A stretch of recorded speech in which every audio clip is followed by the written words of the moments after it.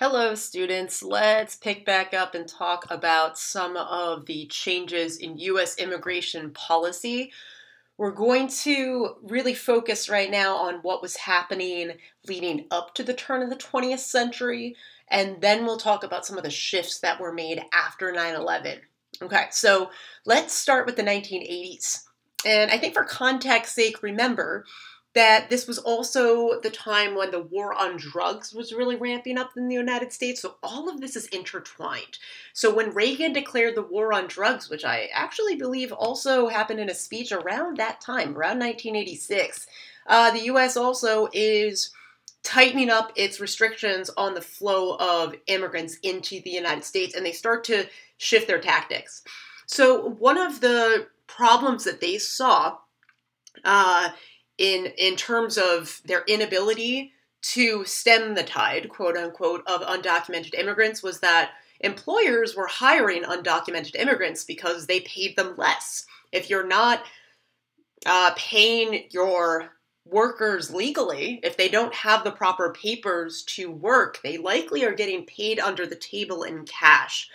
So, what one law, this Federal Immigration Reform and Control Act of 1986, did is it actually held the employers accountable, at least to an extent, in their hiring of undocumented immigrants. Okay, so they tried to crack down. They tried to penalize the employers as well, but it actually was not particularly effective.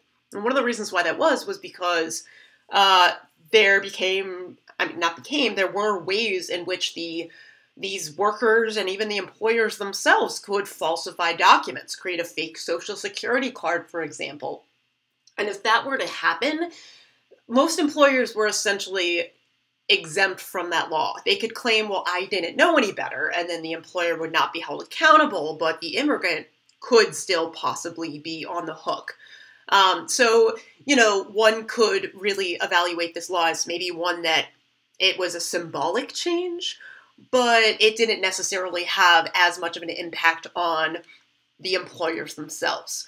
Another thing that's interesting about this law is that it did give amnesty to any undocumented worker that had been in the United States 4 years prior to the law's passage. The logic behind that was that, of course, if you had broken a law years before it had become a law, or should you be held accountable for that law? But there is a 4-year gap, right? So it was a 1986 law. The amnesty applied to everything before 1982. So anyone who'd been in the United States without documents between 1982 and 1986, they too could be prosecuted for breaking this Immigration Reform and Control Act. So basically, just in case you want to know the numbers, that impacted about 2 million people just in those 4 years. 2 million undocumented workers actually fell under that umbrella. So that's not a small number, of course. And then in the 1990s, we see, again, first off, we see an increase, basically a continued exponential growth of immigrants coming from Mexico and greater Latin America. You are seeing actually an increase in some legal immigrants. Many of them are on a guest worker program, not too different from the Bracero program that we talked about way back when from the World War II era going into the 1960s. And you also will see in the 1990s an increased emphasis on policing the border. So, in a lot of ways, the 1990s is a continuation of some of those shifts in legislation in the 1980s. They just continue to amplify over time. And the reason why they amplify is because the flow of immigrants is also increasing. Another thing to bear in mind when it comes to policing the border is that this is partially done by using nature as an obstacle to immigration. So since the U.S.-Mexico border is so long, even though if you were to drive cross-country, from East Coast to West Coast, what would it be? Maybe 3,000 miles, give or take. The U.S.-Mexico border is far longer than that. It's something like 7,000 miles. Part of that is because the U.S.-Mexico border in the state of Texas is a river, and that river meanders. It curves. It doesn't go in a straight line. So that's a lot of border to cover. So what the current border looks like, despite the fact that the Trump administration is trying to build a wall, this wall is not complete.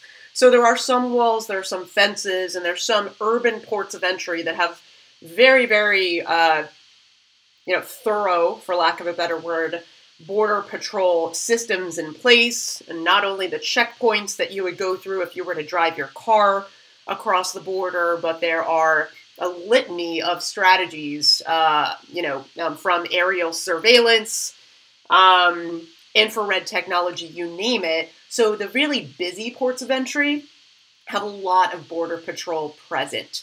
However, there are other parts of the border, like the Arizona area, that's just vast desert, okay? It's not very heavily populated. And so that's what prevention through deterrence means. So basically what Border Patrol was trying to do was, it was trying to make it so that the really busy ports of entry, where it was arguably safer because things like the environment was less hostile and dangerous, it was much harder to cross the border there, right? So if you're trying to cross the border without documentation from, let's say, Tijuana to San Diego, it's going to be really difficult for you to do that because there's Border Patrol everywhere. But if you try to cross the border in Arizona, you may be able to cross because it's sparsely populated. You may be able to get away without encountering Border Patrol. You're navigating through the desert with 100+ degree temperatures, no shade. You potentially, if you were to run out of supplies, you name it. So this actually essentially became official policy. I mean, I think it's actually worth reading this. The Border Patrol Strategic Plan. This is not made up, right? This is a quote from their national strategy, you guys. They say, the border environment is diverse. Mountains, deserts, lakes, rivers, and valleys form natural barriers to passage. Temperatures ranging from sub-zero along the northern border to the searing heat of the southern border affect legal entry, traffic, as well as enforcement efforts. Illegal entrants crossing through remote, uninhabited expanse of land and sea along the border can find themselves in mortal danger. So there you have it. The Border Patrol national strategy is literally saying, oh, okay, if we are to, make it so that the safer areas are more heavily covered, then undocumented immigrants will be forced to travel across more hostile, potentially deadly territory if they want to make it into the United States. This doesn't mean they're encouraging them to do that. Potentially, they're trying to be benevolent. They're trying to say, oh, well, if they have to risk their lives, maybe they won't do it. But the fact of the matter is, many people are still so desperate to leave the country that they do anyway, right? So I want to show you the graphic before we look at the statistics. All right, this is just from the period of 1999 to 2012. And of course, there could be far more bodies that have not been recovered that are not part of the statistics. Over 2,000 bodies have been recovered of undocumented immigrants who were attempting to make it into the United States just in that time period. So going back to some of the stats, of course, many more did survive, right? More than 5 million have made just in the Arizona desert. This isn't all undocumented immigrants, but yet 3,000 of them have died in that period, right, since 2000, right? So this statistic, that map matches the statistic. And again, since this is a sparsely populated area, there could be far more bodies than that just haven't been recovered. And so because that risk is increasing, it's also not only becoming more dangerous just physically due to the environment, but it's also more dangerous in other ways.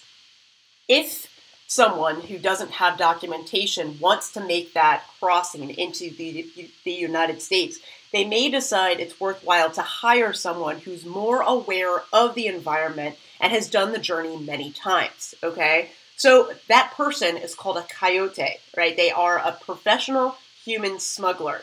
But you have to, of course, pay that person, and since there is a tremendous risk associated with this crossing, coyotes get paid a lot. And because of supply and demand, and because of the increased risk in terms of crossing the border, the cost to hire a coyote is rising exponentially. Today, right around 2020, actually these statistics I got last year, it can cost up to $8,000 to hire a coyote to take you across the border. And typically the coyote expects at least half of that money up front and then the other half upon safe arrival. So even if you don't make it, right, you would have to pay at least half, and you could potentially still die.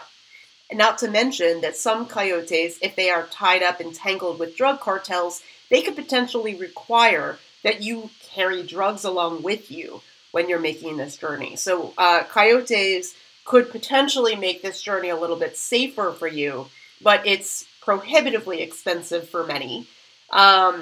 And one of the other reasons that I neglected to mention for why it's so expensive is because the budget of Border Patrol, Customs Enforcement, etc., is also growing rather exponentially. So as U.S. Border Patrol and security measures have increased, so has the cost of making that illegal border crossing. Okay, let's see if we have time for anything else. This is just, these are some good charts that support what we were just talking about. Here we see the increase in the cost to pay for a coyote. The data doesn't go up to today, but you can still see the trend. And then if you look here, you're seeing the increase of the budget of both Immigration and Customs Enforcement, also known as ICE, and Customs and Border Patrol, also known as CBP. So if you look at these side by side, you're seeing that the cost of both the U.S. budget to police the border and to try to stem the tide of undocumented immigration is going up, not necessarily at the same rate, but at a comparative rate to the cost to hire a human smuggler. All right, so we're in a pretty good spot. Let's talk a little bit about immigration and the economy, and then we'll get out of here. But I'll keep the video short, so I'll press pause, and we'll pick up with immigration and the economy in just a second. Stay tuned, and thanks.